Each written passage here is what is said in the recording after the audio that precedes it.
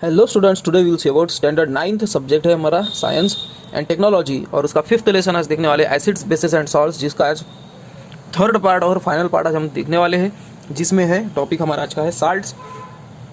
So we know that the salt is form by the action of acids and base.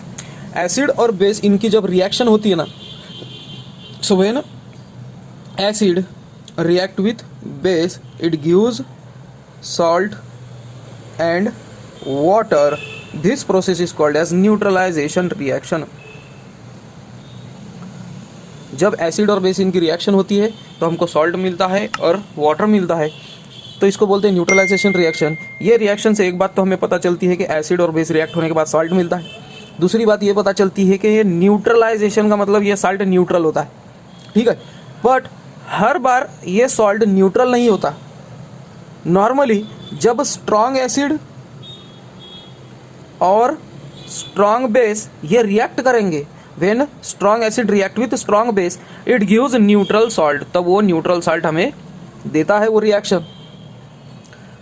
अब salt के हम type देखने वाले हैं, एसिडिक, बेसिक और न्यूट्रल। अब न्यूट्रल सॉल्ट के बारे में तो मैंने आपको बता दिया कि स्ट्रॉन्ग एसिड और स्ट्रॉन्ग बेस की जब रिएक्शन होती है तो हमें न्यूट्रल सॉल्ट मिलता है। अब कभी कभी क्या होगा, स्ट्रॉन्ग एसिड ये रिएक्ट करेगा वीक बेस से, यानी एसिड रहेगा स्ट्रॉन्ग और बेस रहेगा वीक। तो फिर अब बेस वीक है यानी कि इसका इफेक्ट पड़ने वाला है क्या? नहीं, स्ट्रॉन्ग एसिड का इफेक्ट पड़ेगा। इसलिए जो साल्ट जो तैयार होगा उस पर किसका इफेक्ट ज़्यादा रहेगा? एसिड का, तो उसको बोलेंगे acidic salt. When strong acid react with weak base it gives us acidic salt. और फिर इसका उल्टा ही, when weak acid react with strong base, अब बेस स्ट्रॉन्ग है और एसिड वीक है, तो अब इफेक्ट किसका रहेगा? वो सॉल्ट पर, बेस का, तो उसको बेसिक सॉल्ट बोलेंगे। तो ये तीन टाइप है सॉल्ट के, न्यूट्रल, एसिडिक और basic. Strong acid strong base neutral salt, strong acid weak base acidic salt, और weak acid strong base basic salt. तो ये सॉल्ट के कुछ टाइप्स है।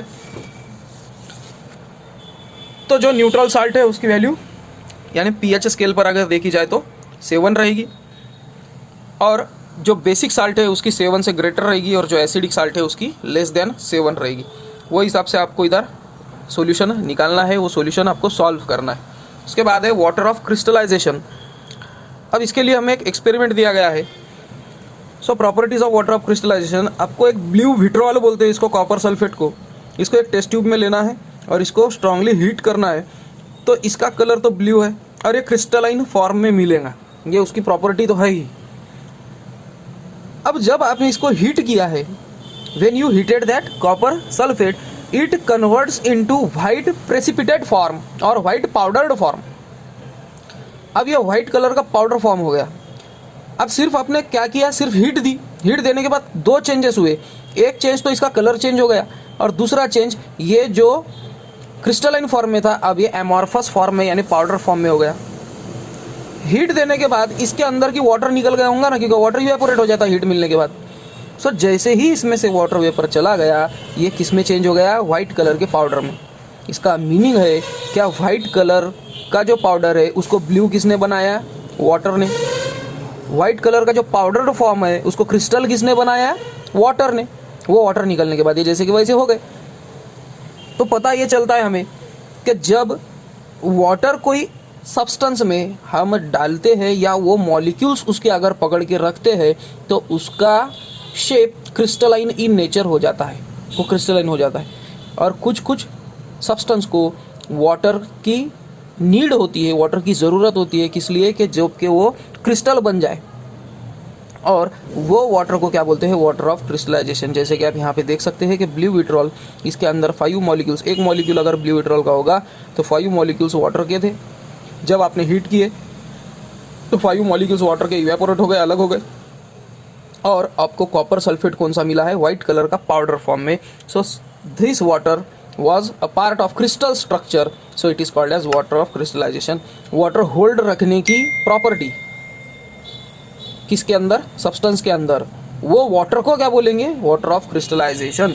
और हर साल्ट इसको वाटर ऑफ क्रिस्टलाइजेशन की ज़रूरत नहीं रहती है। जिसको जिसको ज़रूरत रहती है वो बता देता हूँ मैं, कि blue vitriol, crystalline ferrous sulphate देखो यहाँ पर 7H2O है, क्रिस्टलाइन वॉशिंग सोडा और क्रिस्टलाइन एल्यूम, ये कुछ एग्जांपल्स है जिनको वाटर ऑफ क्रिस्टलाइजेशन की ज़रूरत होती है। So crystalline substances contain water of crystallization, जो क्रिस्टलाइन सब्सटेंसेस होंगे उसमें वाटर ऑफ क्रिस्टलाइजेशन प्रेजेंट रहेगा। Molecules of water of crystallization are the part of internal arrangement of crystals, ये वाटर ही रिस्पॉन्सिबल है इसके अंदर के क्रिस्टल्स का अरेंजमेंट करने के लिए। उसकी डिज़ाइन कैसी होगी, क्रिस्टल का शेप कैसा रहेगा, वो कौन ठहराएगा, water of crystallization. On heating और just by keeping the water of crystallization is lost and the crystalline shape of the part is lost. अगर ये सब्सटेंस होंगे, इनको अगर आपने हीट कर दिए या बाहर धूप में रख भी दिए या खुले में कहीं रख दिए तो क्या हो जाएगा, इसका वाटर ऑफ क्रिस्टलाइजेशन लॉस्ट हो जाएगा और ये पाउडर फॉर्म में फिर से आ जाएंगे। सो आयोनिक कंपाउंड ये वाटर ऑफ एक क्रिस्टलाइन रहती है नेचर में। This crystals are form as a result of definite arrangement of ions, और इनमें डेफिनाइट अरेंजमेंट रहती है इसलिए ये क्रिस्टल्स फॉर्म हो जाते हैं। In the crystals of some compound water molecules are also included in this arrangement. कुछ कंपाउंड के क्रिस्टल्स में वाटर ऑफ क्रिस्टलाइजेशन प्रेजेंट रहता है, that is the water of crystallization. ये वाटर ऑफ क्रिस्टलाइजेशन की डेफिनेशन मिल चुकी है हमें। सो इसलिए डेफिनेट फॉर्म में वाटर ऑफ क्रिस्टलाइजेशन प्रेजेंट रहेगा। उसके बाद है ionic compound and electrical conductivity. अब आयोनिक कंपाउंड की बात चल रही है तो सपोज सोडियम क्लोराइड लेंगे, हम एक साल्ट लेंगे सोडियम क्लोराइड। सोडियम का इलेक्ट्रॉनिक कॉन्फ़िगरेशन 281, क्लोरीन का 287। इसको 1 इलेक्ट्रॉन ज़्यादा है, इसके पास 1 इलेक्ट्रॉन कम है आउटर मोस्ट ऑर्बिटिंग की कंप्लीट करने के लिए। ये सोडियम 1 इलेक्ट्रॉन लूज करके क्लोरीन को दे देगा तो इस पर आ जाएगा पॉजिटिव चार्ज, क्योंकि इलेक्ट्रॉन है निगेटिव चार्ज चला गया तो क्या आ जाएगा, पॉजिटिव चार्ज। इसने किसको दिया है, क्लोरीन को, तो क्लोरीन ने 1 इलेक्ट्रॉन लिया है इसलिए 1 इलेक्ट्रॉन बढ़ गया, मतलब निगेटिव चार्ज। तो इलेक्ट्रॉन देने के बाद या तो फिर लेने के बाद जो चार्जेस और जो बॉन्ड फॉर्म होता है उसको कहते हैं आयोनिक बॉन्ड, और जो कंपाउंड फॉर्म होता है उसको कहते हैं आयोनिक कंपाउंड। ठीक है, तो ये हो गया आयोनिक कंपाउंड, यानी कि सोडियम क्लोराइड ये किसका एग्जांपल है, आयोनिक कंपाउंड का। अब सपोज ये आयोनिक कंपाउंड को हमने वाटर में प्लेस कर दिया, समझो हमने वाटर लिया और वाटर के अंदर सोडियम क्लोराइड यानी कि सादा नमक हमने इसमें डाल दिया। डालने के बाद क्या होता है, वाटर के ड्रॉप्स में, वाटर के मॉलिक्यूल्स में एक प्रॉपर्टी होती है जो इसको क्या कर देती है, इसके मॉलिक्यूल्स के बीच में जो बॉन्ड है उसको ब्रेक कर देती है, और sodium positive ion, chlorine negative ion, ये क्या हो जाते हैं, सेपरेट हो जाते हैं। ये अब सिर्फ वाटर में ही प्रॉपर्टी है। सोडियम क्लोराइड को अब केरोसिन में, पेट्रोल में डालकर देखो, वो डिजॉल्व नहीं होंगे, क्योंकि उनके अंदर जो लिक्विड है, जो पेट्रोल है, केरोसिन है, डीजल है, उनमें वो प्रॉपर्टी नहीं है कि इनके आयंस को अलग अलग कर सके। सिर्फ वाटर में ये प्रॉपर्टी है कि इसके आयंस ही अलग अलग कर सके, तो ये आयंस अलग अलग कर देंगी। तो इसको कहते हैं डिसोशिएशन।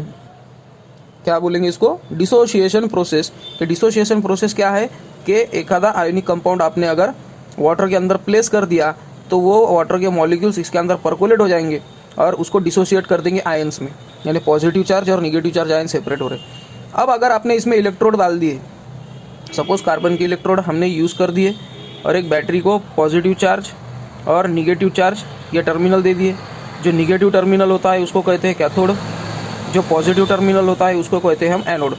तो पॉजिटिव निगेटिव टर्मिनल हमने एनोड और कैथोड ये डिप कर दिए, और जैसे ही आपने स्विच ऑन कर दिया तो इलेक्ट्रिसिटी स्टार्ट हो गई। तो जो पॉजिटिव एनोड है उसके तरफ निगेटिव क्लोरीन अट्रैक्ट हो जाएगा, और इधर से क्लोरीन गैस के बबल्स आपको देखने को मिलेंगे किसके पास, एनोड के पास। और कैथोड के पास निगेटिव चार्ज है इसलिए उसको सोडियम अट्रैक्ट हो जाएगा, और यहाँ पर सोडियम का जो मेटल है उसकी लेयर आपको देखने को मिलेंगी। तो ऐसा क्यों हुआ, क्योंकि पॉजिटिव निगेटिव अट्रैक्शन होता है। वैसे ही एक एग्जाम्पल हमको यहाँ पर देकर है, यही एग्जाम्पल मैंने आपको अभी एक्सप्लेन करके बताया है। फिर यहाँ पर कैथोड और एनोड की डेफिनेशन भी बताई गई है कि निगेटिव टर्मिनल बैटरी का जो कंडक्टिंग वायर से कनेक्टेड है उसको कैथोड कहते हैं, और पॉजिटिव टर्मिनल को जो कनेक्टेड है वो एनोड कहते हैं। उसके बाद जो प्योर वाटर होता है, प्योर वाटर ये इलेक्ट्रिसिटी फ्लो नहीं कर सकता, इसके अंदर वो प्रॉपर्टी नहीं है। तो ये जो कॉपर सल्फेट है इसका भी एग्जांपल वैसे ही दिया गया है जैसे मैंने अभी आपको सोडियम क्लोराइड NaCl का जो एग्जांपल दिया गया था, वैसे ही एग्जांपल है। इसको मैं एक्सप्लेन करके टाइम वेस्ट नहीं करना चाहता। अब जो प्योर फॉर्म का वाटर होता है वो इलेक्ट्रिसिटी फ्लो नहीं कर सकता क्योंकि उसके अंदर आयन्स ही प्रेजेंट नहीं है, क्योंकि उसका डिसोसिएशन पावर जो है वो खूब लो है, 1 × 10⁻⁷ मोल, जिसको हम कहते हैं न्यूट्रल। अब वाटर के अंदर, प्योर वाटर के अंदर इलेक्ट्रिसिटी फ्लो नहीं होती है, बट अगर आपको वाटर के अंदर इलेक्ट्रिसिटी फ्लो करनी होगी तो क्या करना पड़ेगा, उसमें थोड़ा सा साल्ट डाल दो, या तो फिर उसमें स्ट्रॉन्ग या वीक एसिड या तो फिर बेस आपने यूज़ करना है। जब उसका इलेक्ट्रिसिटी यानी इलेक्ट्रोलिसिस होगा, ये प्रोसेस को क्या कहते हैं, इलेक्ट्रोलिसिस। तो वही बताया हमें कि इलेक्ट्रोलिसिस ऑफ वाटर क्या है और कैसे करना चाहिए। तो आपको अप्रोक्सीमेट 5 ml प्योर वाटर लेना है और उसमें 2 ग्राम साल्ट डिसॉल्व कर देना है, और ऐसी अरेंजमेंट आपको करनी है। जैसे ही आप स्विच ऑन करते हो तब आप देखोगे कि वाटर की लेवल तो सेम थी, बट जैसे ही आपने इलेक्ट्रिसिटी पास कर दी, वैसे पॉजिटिव टर्मिनल का जो एनोड है, वो एनोड जो कनेक्टेड है उसमें वाटर की लेवल राइज हो रही है, यानी गैस की लेवल कम हो गई। बट कैथोड जो कनेक्टेड है निगेटिव टर्मिनल, उसमें गैस की लेवल बढ़ गई, इसलिए तो पानी नीचे नीचे गया ना, यहाँ पे गैस बढ़ गया होगा इसलिए तो पानी नीचे आया होगा। और यही रिएक्शन हमको बता कर है कि it is found in the above activity that volume of gas form near the cathode is double that gas form in the anode. Cathode पर जो गैस आया है, कलेक्ट हुआ है, उसका वॉल्यूम डबल है जो एनोड के हिसाब से। तो इसके हिसाब से हमें ये पता चलता है कि scientist have shown that hydrogen gas is form near the cathode and oxygen gas near the anode. Cathode की तरफ हाइड्रोजन गैस ये आ चुका है और ऑक्सीजन गैस ये एनोड के पास लिबरेट हो गया है। From this is it clear that electrolysis of water has taken place. इसके वजह से हमें समझा कि इलेक्ट्रोलिसिस ऑफ वाटर हो गया है और उसके कॉन्स्टिट्यूएंट रिलीज हो गए हैं। तो ये कैथोड रिएक्शन और एनोड रिएक्शन देकर। तो स्टूडेंट्स, यहाँ पे हमारा ये लेसन खत्म होता है। मिलते हैं हम नेक्स्ट लेसन में। आपको वीडियो कैसा लगा आप मुझे ज़रूर बताइए। Till then bye.